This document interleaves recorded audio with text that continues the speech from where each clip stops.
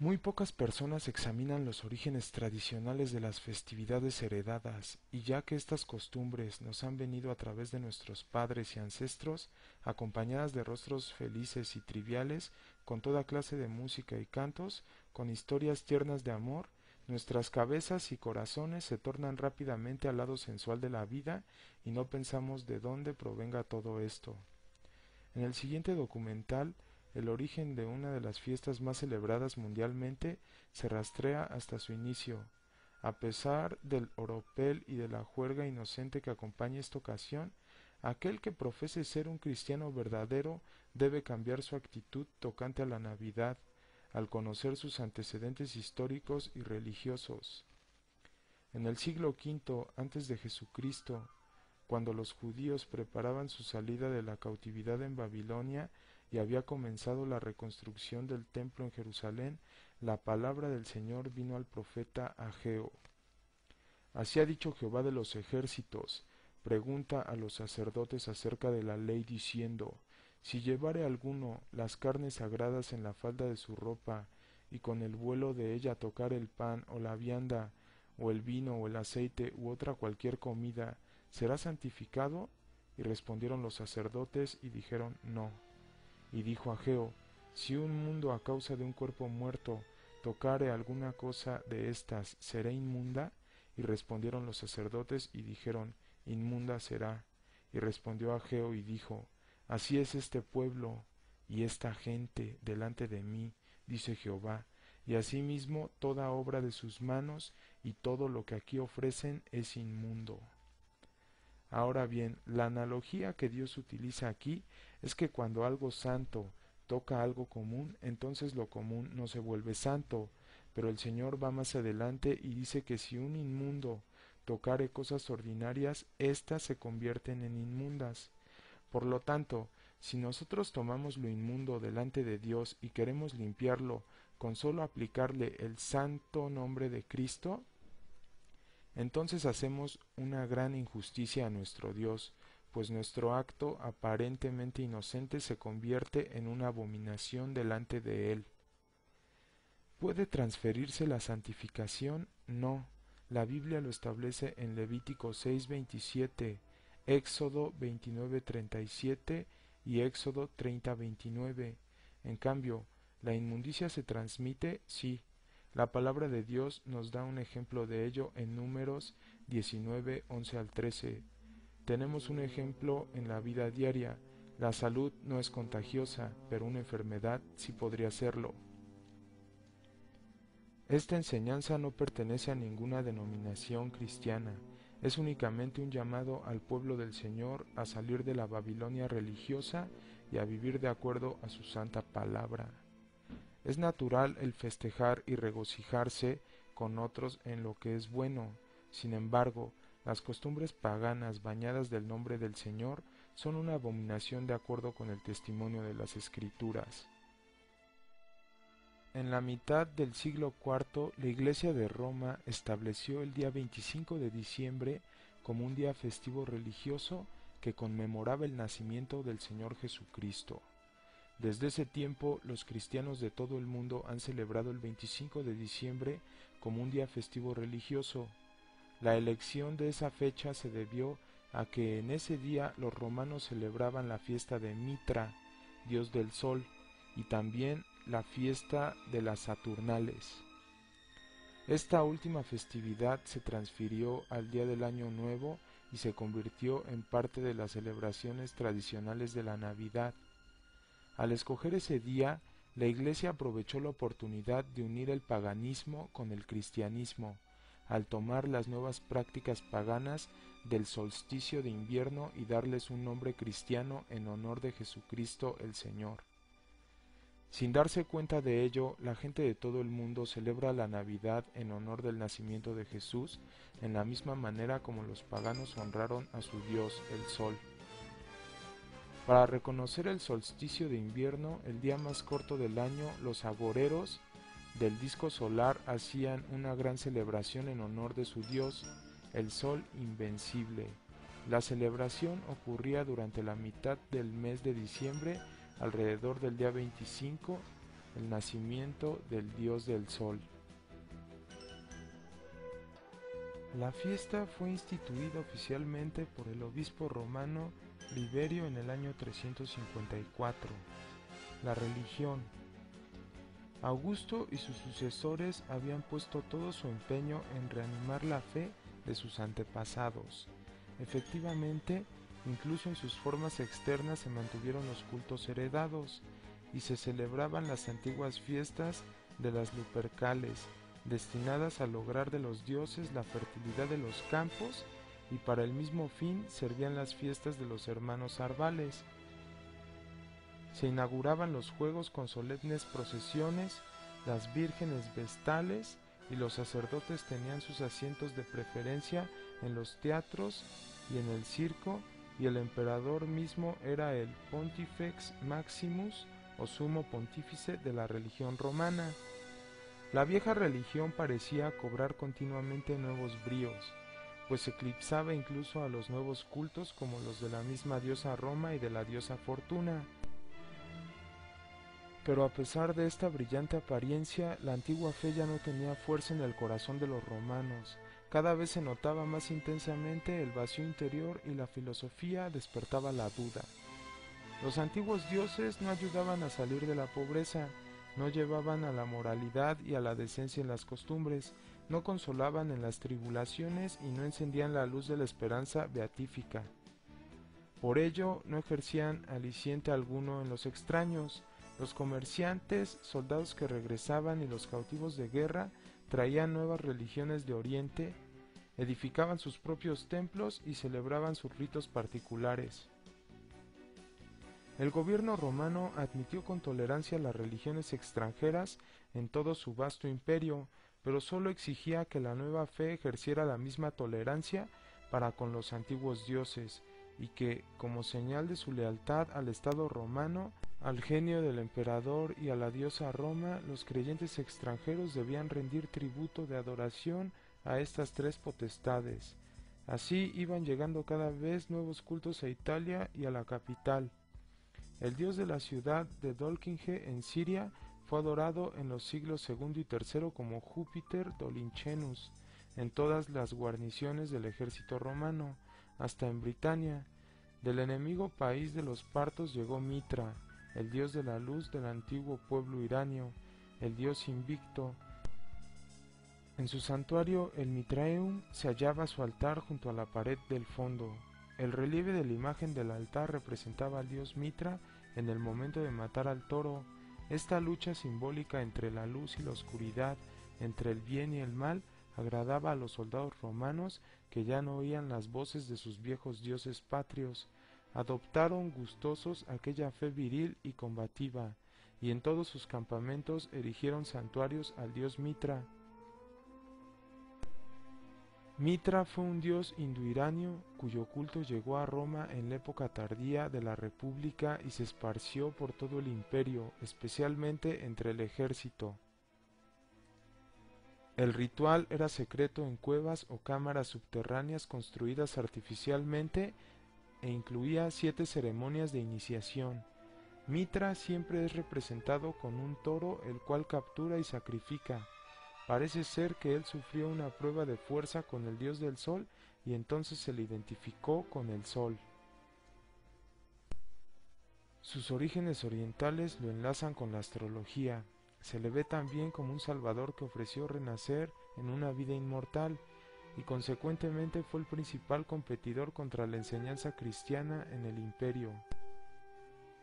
Los griegos conocieron la adoración de Mitra en Persia desde el tiempo de Heródoto. Las tribus célticas y teutónicas honraron las plantas en el invierno como símbolos de vida eterna y los druidas le adjudicaron propiedades mágicas al muérdago. El acebo fue adorado como una promesa del retorno del sol. El dios de las simientes y de la tierra, uno de los dioses itálicos más antiguos, era Saturno, expulsado del cielo por Júpiter. Llegó a Italia, Saturnia, y gobernó como rey en el Lacio. Durante su reinado, los hombres vivieron una edad dorada, áurea aetas. en Roma poseía un antiquísimo altar en la ladera del Capitolio. Durante su fiesta, las llamadas Saturnales, el 17 de diciembre, la gente se hacía mutuamente pequeños regalos, sobre todo cirios y muñecos de arcilla, y se repartía dinero y se regocijaba con alegres carnavalescas en recuerdo de la edad dorada saturniana. En las primeras fiestas de Navidad, los romanos adornaban sus casas con ramos verdes y luces y se intercambiaban felicitaciones y regalos. A estas costumbres se añadieron las de los germanos y celtas que penetraron en el imperio, aportando a las fiestas sus abetos y luminarias, que tradicionalmente habían servido para ahuyentar a los espíritus malignos en las llamadas noches rigurosas. Durante el solsticio de invierno nuestros antepasados decoraban sus casas con adornos de ramas de plantas siempre verdes y hogueras achispadas en los lugares altos para ayudar a fortalecer al dios del sol, a fin de que las cosechas se dieran en la tierra y los días pudieran alargarse. Los leños llameantes fueron posteriormente transformados en los troncos navideños. Los adornos de ramas de plantas siempre verdes que usaron para decorar sus hogares consistieron de acebo, hiedra, muérdago y árboles. Los paganos consideraron los árboles siempre verdes como símbolos de una vida fuerte, pues a diferencia de muchas plantas, estos llevan fruto en el invierno. El acebo, la planta del hombre, y la hiedra, la planta de la mujer, fueron adorados como una promesa de renacimiento en la primavera. Se creía que el muérdago tenía cualidades interminables de protección y de cura. Para esta estación los paganos traían el muérdago a sus hogares y lo colgaban en sus puertas. Esta planta protegía la casa de la hechicería y traía buena suerte y fertilidad a las familias que lo colgaban en sus casas durante el solsticio de invierno. El árbol siempre verde, el más comúnmente usado en los símbolos de la vida, se pensaba que estaba dotado de espíritus. Hoy, raramente alguna casa no tiene un arbolito de Navidad iluminado en la sala durante esta estación. Todos estos vestigios de la antigua festividad pagana que celebraba el nacimiento del dios del sol se han convertido en costumbres navideñas. Otra festividad que acontecía a mediados del mes de diciembre, del 17 al 24, fue la fiesta de las Saturnales, celebración pagana de Roma. La fiesta de las Saturnales se celebraba en honor de Saturno, una deidad itálica que se conocía como el dios de la siembra del grano. Era costumbre durante esos 7 días de celebración y festividad que los ricos regalaran a los pobres. Sus regalos generalmente eran guirnaldas verdes y velas, así que la entrega de regalos, la festividad y el encendido de luces, todo se originó durante la celebración pagana de las Saturnales y se ha convertido en partes esenciales de la Navidad. Muchas costumbres asociadas con la Navidad no se originaron en las costumbres navideñas, sino más bien en las costumbres paganas antes del cristianismo y que la Iglesia Católica adoptó. Hoy la gente del mundo, a pesar de sus creencias religiosas o trasfondo cultural, celebra la Navidad. No considera el origen de las fiestas decembrinas al decorar sus casas, intercambiar regalos, tener un entretenimiento y el festejar juntos. El testimonio de la historia muestra claramente que el 25 de diciembre no fue el nacimiento de Cristo. Los pastores en Palestina siempre traen sus rebaños de las montañas a los rediles antes del 15 de octubre, antes que la lluvia descienda. Ningún pastor velaría sus rebaños en los campos de Betlehem, pues diciembre es la temporada de lluvias en Judea. ¿Cuándo nació entonces el Salvador? Las escrituras nos dan varios indicios. El primero es que el ministerio de nuestro Señor en la tierra duró 3 años y medio. Daniel 9:27. Su muerte ocurrió al final de la Pascua, Juan 18:39, lo cual era en la primavera. Así que 3 años y medio antes del comienzo de su ministerio terrenal marcan el principio de su ministerio en el otoño. El segundo es el nacimiento de Juan el Bautista, quien nació 6 meses antes de Cristo. pues Juan nació al principio de la primavera, según se demuestra de acuerdo al sacerdocio de Zacarías, su padre, de la suerte de Abías, el octavo en orden, cuya fecha de ministración era la primera semana de junio. Primera de Crónicas 24:10. Otra prueba es que sería muy improbable que el gobierno romano hubiera ordenado un censo en la peor estación del año para viajar. El invierno era un mal tiempo y el Señor Jesucristo no lo recomienda. Orad que vuestra huida no sea en el invierno. Mateo 24:20. Si la causa hubiera sido el censo exclusivamente, debemos notar que los judíos oriundos de Belén eran pocos, pues todos se hallaban adheridos a las tierras de sus antepasados. José tuvo que hacerlo por causa de la persecución de Herodes contra el niño Jesús. Según el historiador Josefo, la ciudad de Jerusalén tenía una población de 120,000 habitantes y durante las fiestas principales se reunían hasta 2 millones de judíos. Así que Jerusalén y sus alrededores estaban atestados de gente, por lo que José y María no hallaron lugar en el mesón. En el siglo IV ninguno conocía la fecha del nacimiento de Cristo, así que la Iglesia romana estableció ese día como la celebración del nacimiento de Jesús. Los líderes de la Iglesia apóstata, en sus esfuerzos por unir el paganismo con el cristianismo, pusieron el nacimiento de Cristo en una fecha que armonizaba con la celebración pagana del dios del sol, por lo que algunos cristianos reaccionaron en contra de ello. Algunos cristianos rehusaron celebrar el nacimiento de Cristo en ese día que había sido dedicado al culto del sol. En esa época se decía que habían nacido otros dioses solares tales como Osiris, Horus, Hércules, Baco, Adonis, Júpiter y Tamus. En Babilonia el cumpleaños de Tamus se celebraba con grandes fiestas, celebraciones y borracheras. La historia bíblica nos habla de Nimrod, cuyo nombre significa rebelión o impiedad, quien hizo a las gentes rebelarse en contra de Dios. Él construyó la Torre de Babel, Babilonia, Nínive y otras malas ciudades. Este rey, sacerdote de Babilonia, creador de cultos idolátricos, murió, pero su religión babilónica continuó y se desarrolló aún más bajo el liderazgo de su esposa. Después de la muerte de Nimrod, su esposa, la reina Semíramis, lo proclamó como el dios del sol. Más tarde, cuando esta mujer adúltera e idólatra dio a luz a un hijo ilegítimo, proclamó que su hijo Tamus no era más que el mismo Nimrod renacido. La fábula babilónica dice que Semíramis afirmaba que durante una noche un árbol verde se desarrolló de un tronco muerto.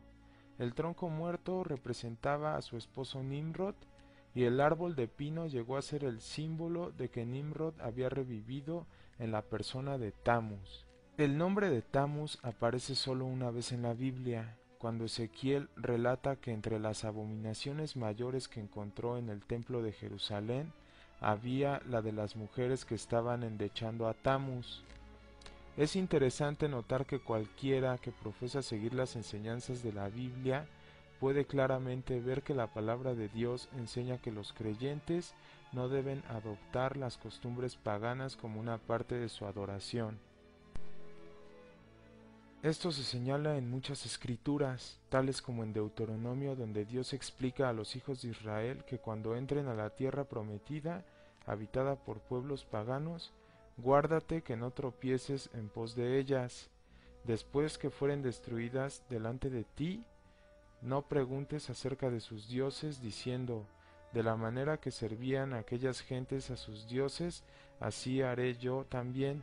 No harás así a Jehová tu Dios, porque todo lo que Jehová aborrece hicieron ellos a sus dioses, pues aun a sus hijos e hijas quemaban en el fuego a sus dioses.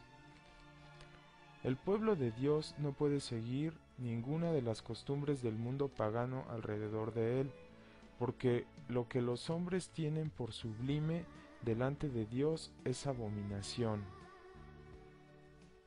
El mantener las prácticas paganas religiosas vestidas con nombres cristianos es perpetuar el sistema babilónico religioso.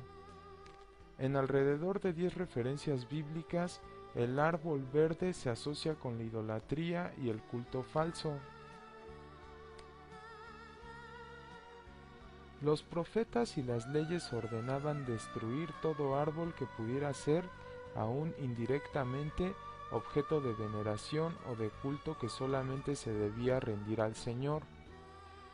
No aprenderás a hacer según las abominaciones de aquellas gentes. No sea hallado en ti agorero, que significa observador de tiempos,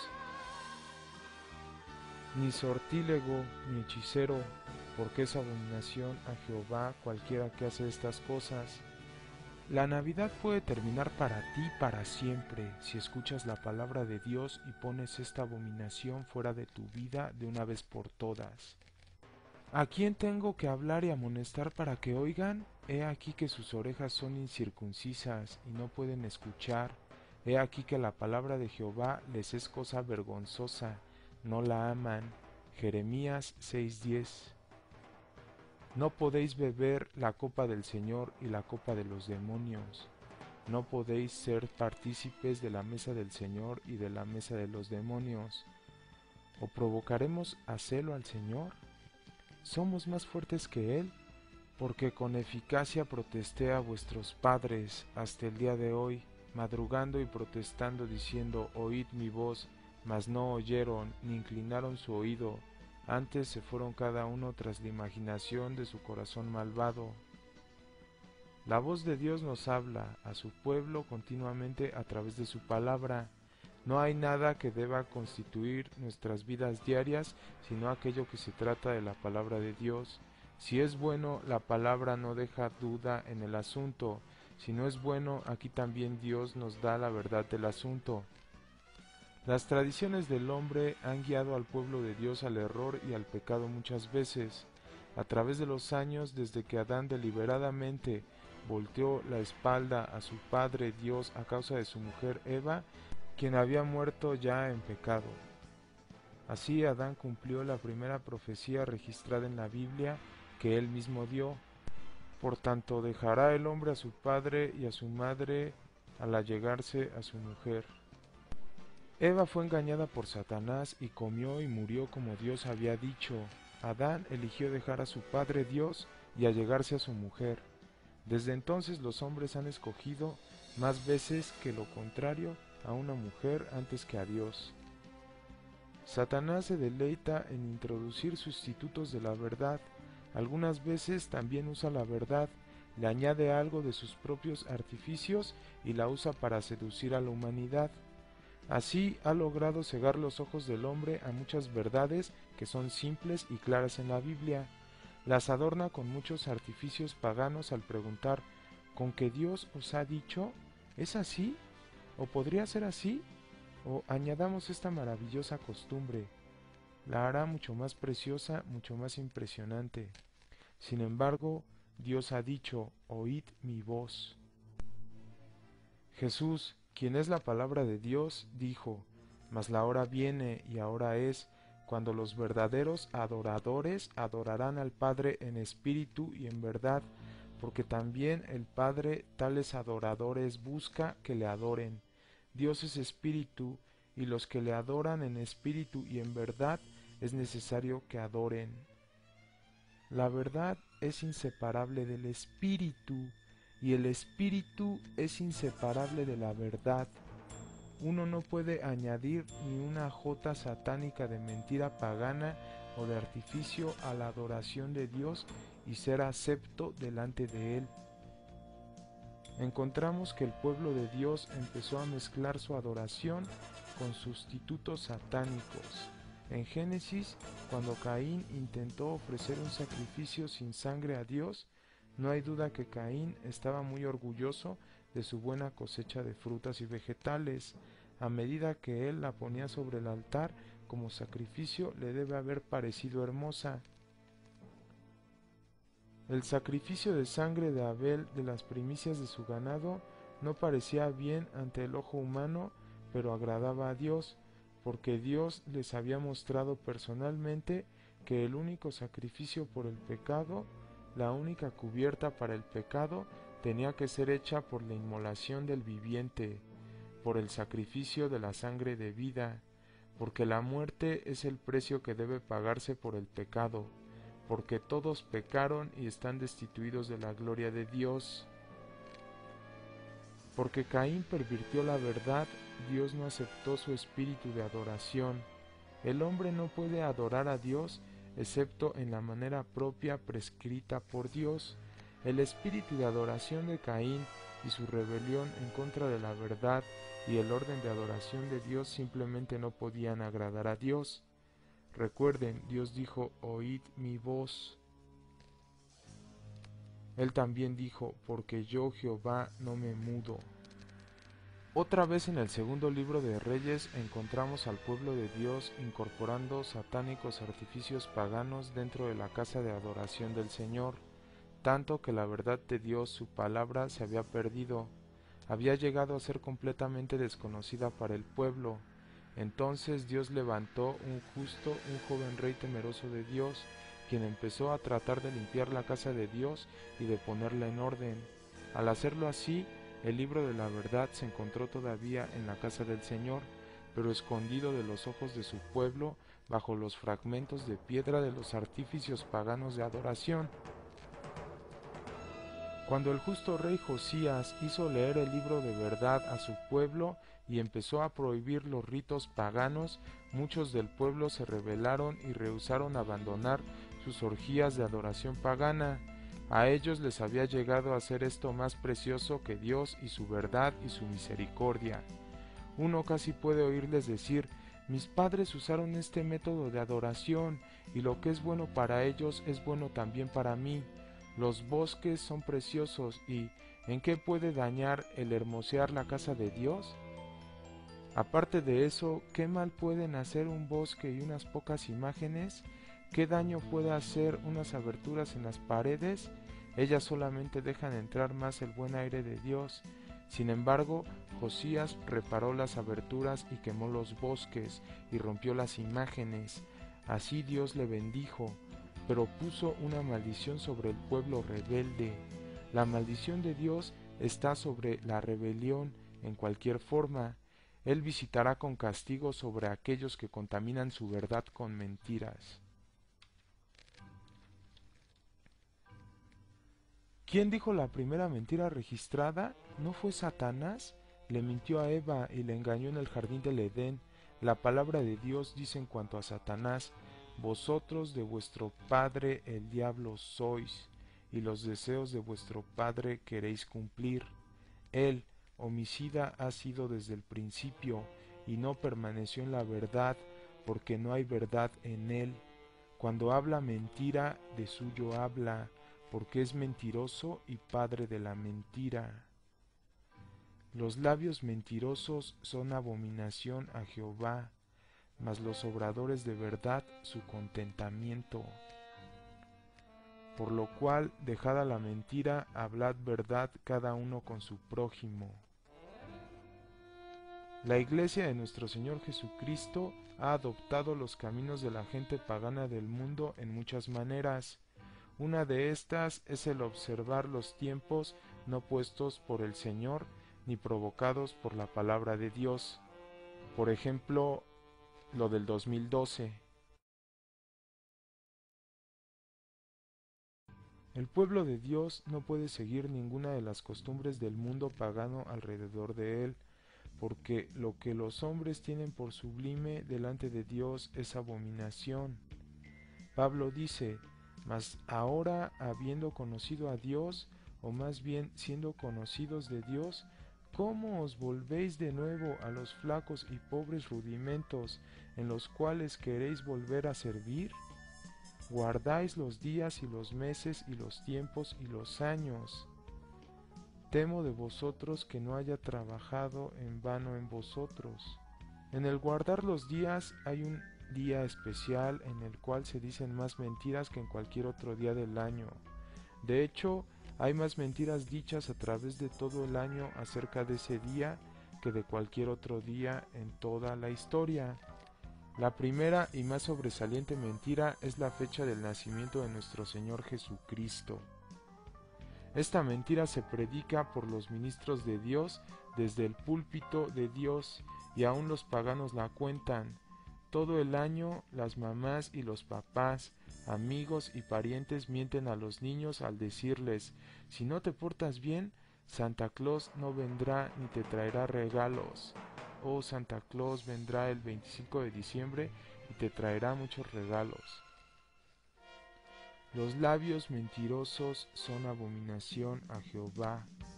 Proverbios 12:22. En cuanto a la mentira de Santa Claus o San Nicolás, como el dador de regalos, tenemos a la palabra de Dios que afirma: toda buena dádiva y todo don perfecto es de lo alto, que desciende del Padre de las luces, en el cual no hay mudanza ni sombra de variación. El pueblo de Dios en la actualidad trae esta imagen grabada, porque seguramente está grabada en los corazones de los niños, dentro de la casa de Dios, con sus vestiduras rojas, burlándose de la preciosa sangre de Jesús, y su cabello blanco como la nieve, burlándose de los cabellos de Cristo. A Santa Claus lo presentan a los niños como el más grande dador de regalos, lo cual es mentira ante Dios y en la casa del Señor. A niños de todas partes, cristianos o del mundo, se les enseña a mirar con ansiedad y deseo la llegada de esta figura llamada Satan Claus, como el supremo dador de regalos. Lo adoran, lo alaban, desean que venga. Él está verdaderamente grabado sobre sus corazones, pero la palabra eterna dice que Dios mismo es el dador de regalos. En Isaías 42:8 Dios dice: yo Jehová, este es mi nombre, y a otro no daré mi gloria ni mi alabanza a esculturas. Aún así la iglesia trae este Satan Claus, imitación burlesca del verdadero dador de regalos, dentro de la misma casa de adoración, y le permiten recibir la alabanza y la adoración de sus hijos en el lugar santo. Dios dice: oíd mi voz. Incorporado con este insulto que profana la casa de Dios está el arbolito. Los paganos adoraron como dioses, entre otras muchas cosas de la creación de Dios, el sol, la luna, las estrellas, los árboles y el fuego, inclinándose a las cosas creadas antes que al creador de todas las cosas. Símbolos de todos estos objetos de adoración pagana se usan como decoraciones del árbol de Navidad. Nosotros rehusamos poner el nombre santo de Cristo a este día de mentiras y costumbres paganas. Oíd la palabra que Jehová ha hablado sobre vosotros, oh casa de Israel. Así ha dicho Jehová: no aprendáis el camino de las gentes, ni de las señales del cielo tengáis temor, aunque las gentes las teman, porque las ordenanzas de los pueblos son vanidad, porque el leño del monte cortaron, obra de manos de artífice con azuela, con plata y oro lo engalanan, con clavos y martillos lo afirman para que no se salga, porque yo Jehová no me mudo. El Señor no se muda, Él no quiere que la adoración de su pueblo se mezcle con mentiras, imágenes y árboles.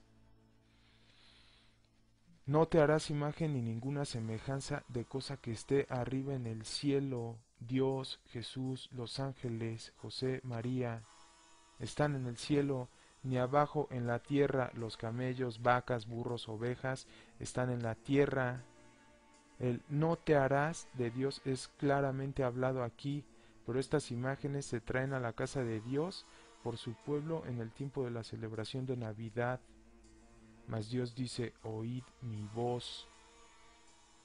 Aún los magos se representan con imágenes, como estando en el establo donde el bebé nació, pero la palabra de Dios dice: y entrando en la casa vieron al niño. Esto fue tal vez 2 años después del nacimiento de Cristo, porque es aproximadamente el tiempo que los magos le dijeron a Herodes al pasar, porque Herodes mató a los niños de edad de 2 años abajo, conforme al tiempo que había entendido de los magos. El 25 de diciembre, con todas sus mentiras, sus árboles, sus imágenes, su guardar los tiempos, en ningún lugar se menciona en la palabra de Dios como un día especial de adoración, y la palabra de Dios dice: no añadas a sus palabras. porque no te reprenda y seas hallado mentiroso. Cuidaréis de hacer todo lo que yo os mando, no añadirás a ello ni quitarás de ello. Otra cosa acerca del 25 de diciembre es que cristianos e incrédulos ambos aparecen en ella y la celebran juntos. Ambos dicen mentiras a sus hijos y también entre sí mismos. Ambos tienen árboles en sus casas decorados con plata y oro y clavados con sus martillos y clavos. Ambos tienen a Satan Claus o cualquier nombre con el cual le llaman esta imagen. Ambos tienen lo que llaman espíritu navideño. El amoroso nombre de Cristo no debe ser asociado con este espíritu ni con este día pagano, ya que este espíritu no es el Espíritu Santo de nuestro Señor Jesucristo.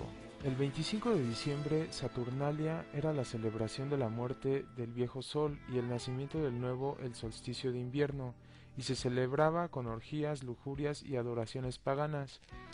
En la Enciclopedia Americana muestra que en la Navidad hay reliquias de paganismo, que ciertamente no están mencionadas en la palabra de Dios como parte de la adoración a nuestro gran Dios, y aún así, la mayoría de las iglesias usan estos símbolos paganos en la casa de Dios en esta época. Babel fue construida por Nimrod, nieto de Cam, y él fue el primer gobernante del mundo. Él era tan perverso que se casó con su propia madre, Semiramis. Nimrod se declaró a sí mismo como el hijo de Dios nacido de una virgen, y a su madre como la reina de los cielos. Él murió de una muerte prematura, y Semiramis declaró que un pino completamente crecido surgió en una noche de un tronco muerto y que simbolizaba el florecimiento a una nueva vida del muerto Nimrod. El 25 de diciembre, el aniversario de su nacimiento, Semiramis declaró que Nimrod visitaría el árbol y dejaría regalos sobre él. Este es el origen real de la celebración del 25 de diciembre y del árbol de Navidad. ¿Cómo es que el espíritu navideño trabaja en la gente, tanto en los incrédulos como en los cristianos? ¿No es a través de los anuncios hechos por los comerciantes del mundo? ¿Quiénes sacan más provecho de la Navidad? ¿No son los mercaderes? ¿Quién impuso el dar regalos el 25 de diciembre? ¿No fue Semiramis, la madre pagana del pagano Nimrod, quien construyó la torre de Babel, Babilonia, Nínive y otras malas ciudades? Escuchamos a la palabra de Dios hablar en cuanto a Babilonia, el símbolo del mundo pecaminoso. Caída es la grande Babilonia, y los reyes de la tierra han fornicado con ella, y los mercaderes de la tierra se han enriquecido de la potencia de sus deleites. ¿No es a través de la Navidad, abominación de Babilonia, que los mercaderes se enriquecen más y más cada año? Las personas contraen deudas y pagan todo el año para dar regalos, que muchas veces no tienen deseos de dar. Ellos gimen bajo las deudas incurridas por el superpoderoso espíritu navideño. ¿Cuántas veces has oído a la gente quejarse y decir, oh, estaré tan feliz cuando esta Navidad termine? La Navidad puede terminar para ti para siempre si escuchas la palabra de Dios y pones a esta abominación fuera de tu vida de una vez por todas. Dios aún dice, oíd mi voz. ¿Por qué el dar regalos a los necesitados y a aquellos que amamos debe estar restringido a la época de Navidad? ¿Por qué no dar todo el año a medida que podamos y a medida que la necesidad se levante como muestras de nuestro amor y no como una cosa compulsiva una vez al año? ¿Por qué es una costumbre y todo el mundo lo hace? No os juntéis en yugo con los infieles, porque ¿qué compañía tiene la justicia con la injusticia?